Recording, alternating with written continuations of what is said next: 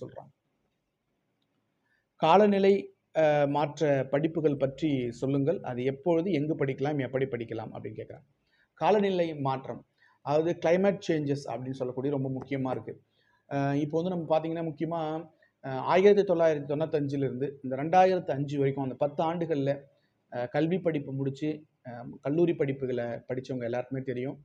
அன்னைக்கு இருந்த இப்போ ஏறக்குறைய ஒரு 40-42 வயசில் இருக்கக்கூடிய அத்தனை பேருக்குமே தெரியும்.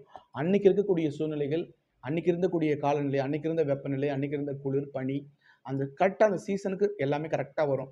ஆனால் இப்போ வந்து அந்த மாதிரி இல்லை. எல்லாமே மாறி இருக்கு. வெயில் காலமும் மாறிடுச்சு, பனிக்காலமும் மாறிடுச்சு, மழை காலமும் மாறிடுச்சு. எல்லாமே வந்து நினச்ச நேரத்துக்கு வருது. நினச்சதை அந்த அந்த பருவத்தில் அது வரல அப்படின்னு சொல்லும்போது அதுக்கு என்ன காரணம் அப்படின்னா, அதுக்கு நிறைய காரணங்கள் நம்ம சொல்லலாம். இந்த மாதிரியான விஷயங்களை பற்றி, அந்த பருவநிலைகளை பற்றி படிக்கிறது தான் வந்து இந்த கிளைமேட் சேஞ்ச் சொல்கிற காலநிலை மாற்ற படிப்பு.